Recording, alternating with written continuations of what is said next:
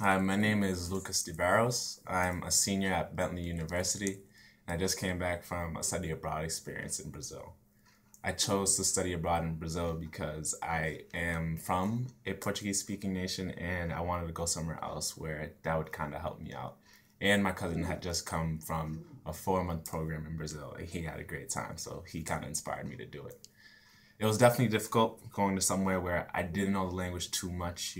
I had a base and I could understand it, but I clearly wasn't fluent in it, and I wanted to improve on that. So I went there, and the first few weeks were difficult.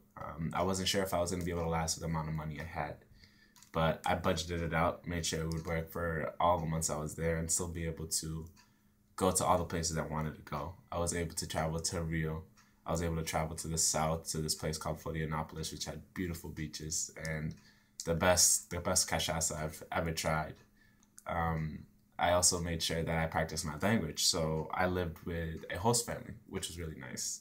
It was a mother, a daughter, and they had a cat. And the cat hated me, but it was still a great experience. I was forced to speak Portuguese with them, and it definitely forced me to become a better Portuguese speaker. I learned all these phrases that I definitely wouldn't have learned in a Portuguese classroom, just like aproveitar, which basically means to take advantage of an opportunity if it's placed out of you.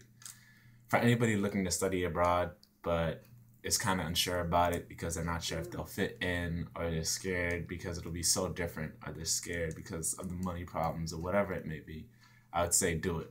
Because although it may be a problem, although it may be difficult, it'll be so worth it. And you'll always find a way to overcome those problems.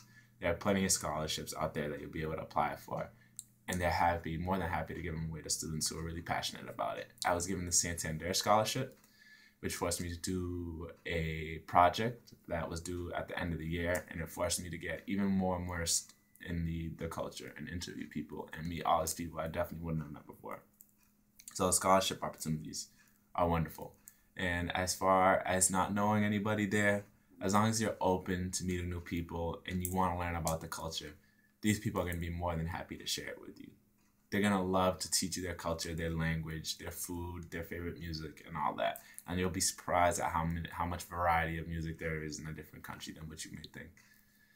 I would say go for it, as hard as it may seem, as difficult as it may seem. Just go for it. It'll be a completely new aspect that you have on life that you would have never thought you could have seen yourself having. And you'll meet so many people. I met people from Spain, Germany, Canada, France, Australia, Venice, all these places that I would have never met people from if I hadn't gone. And now I have these great friends that I know I could count on no matter where I go around the globe. I know I could go to Chicago and have somewhere to stay, have someone to take me around the city. I know I could go to DC and have someone there. And it's an amazing thing to know. You have this wide network just from studying abroad for 4 months and wherever it may be. I studied abroad in Sao Paulo, which was a huge city and had people from all around the world. And I think it was about 11 million people. And this city is bigger than New York. And I was just traveling around like I owned the place, going, everywhere I could, taking the subway, and I learned it all within a few weeks. You're pretty much completely independent. So you're forced to learn all these things. First, to learn how to budget your money, get your own international phone, learn how to take the subway system, speak to people on the cabs if you need a cab, speak to people on the bus if you need to take a bus, and all that. And it becomes like your home. It becomes like your second home. And by the time it's over, you're not going to want to leave. So for anybody who wants to go abroad and is worried, I'd say go for it. Dive in head first.